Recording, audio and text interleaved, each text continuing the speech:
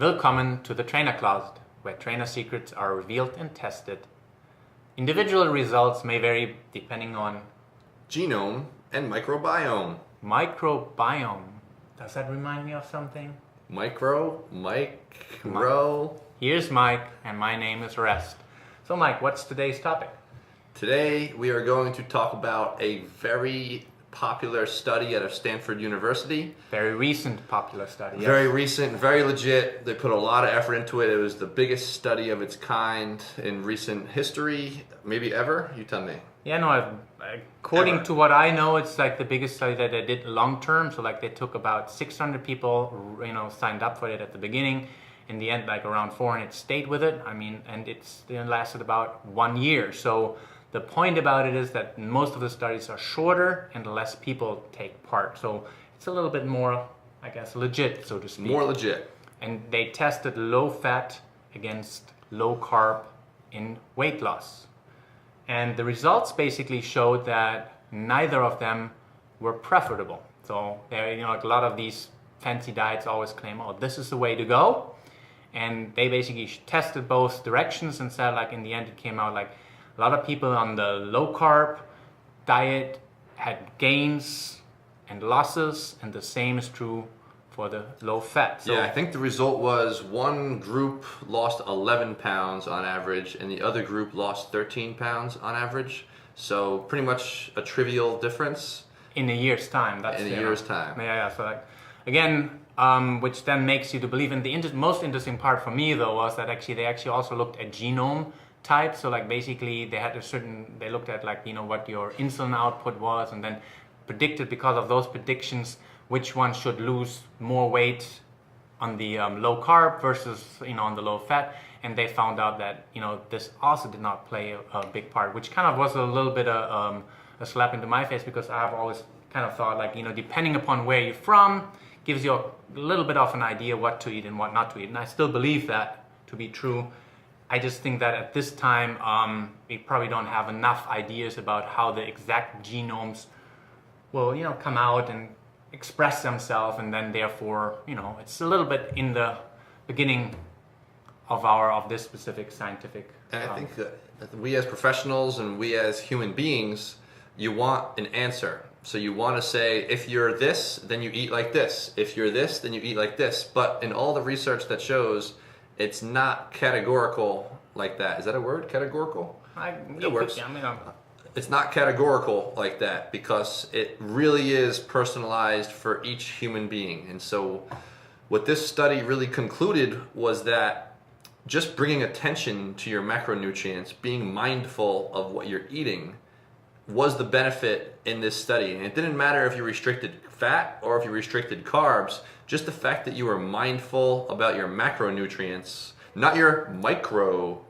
I think also like one thing that you're actually kind of forgetting here is like the fact that actually also takes away the different tastes, the palatability, I think they call it, is like, if you have some restrictions on certain things, you don't have as many choices. And when you're stuck with less choices, a lot of times you get sick of, certain tastes, and therefore you start eating less. And that is like one of the things that I always have believed, that why if you look at diets, or like, like I'm going to go on this diet or that diet, that eventually they will indeed work, just because all of a sudden I'm not allowed to eat this, and therefore I get bored. That's a good point. Everyone's looking for this master magic plan of how they're going to lose weight.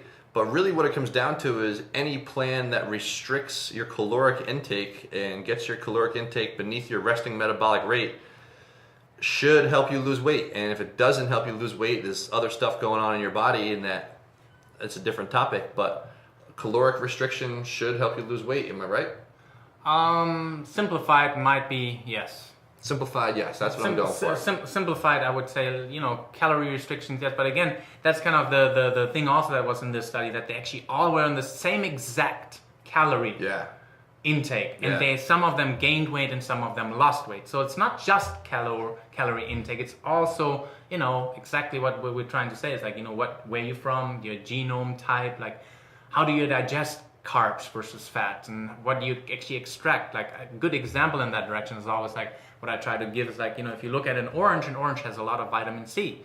Look at it, potato, it has a little vitamin C, but me as a German, I can extract the vitamin C from the potato and make full usage of it, versus if I take the orange and eat that amount of vitamin C might give me diarrhea. So like these are two different outcomes, but if you look at the just numbers in there, you would say, okay, that number is preferable because we want a lot of antioxidants or vitamin C. Did you say preferable or profitable? Preferable. I think he means preferable. Preferable. Yeah, see, thank you, Mike, for that. But I do like the evolutionary stuff, and the evolutionary stuff leads me to my next point, because what our German friend over here said is, you know, his genome, his ancestors have been digesting a certain type of food for, I mean, he's alive for 70 years, so if you go back generation after generation, you know, it's a lot of years. So his genome and his bacteria in his stomach has developed a certain way. And what I'm trying to get to is that you have to personalize your nutritional plan to you. And you could use professional advice to get you to a plan that you understand about your body. But until you become a master of your own macronutrients, you're going to be swinging and missing. One of the things that you kind of were trying to say is that, you know, some professional people will be able to guide you a little bit faster to things. That's kind of what I think. But definitely, really listen to your body is pretty much, and what we mean by that is like, you know, okay, when in the morning when I wake up and I go to the bathroom, how does it feel? Did it come out easy? You know, and all that kind of stuff. You know, that thing is what how the body talks to you. Did I have ingestion while I was, you know, eating certain things? Listen to your body. Intuitive training.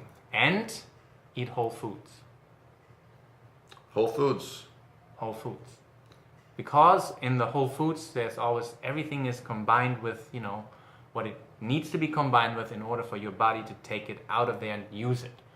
Okay? That's a great point. Don't rely on supplements. Supplements are secondary. Eat whole foods. Give Eat you well. a very Be expensive well. piss, as somebody said. Yes. Anyway, signing off. Mike, Arrest, Chelsea, see you next week. And leave us comments.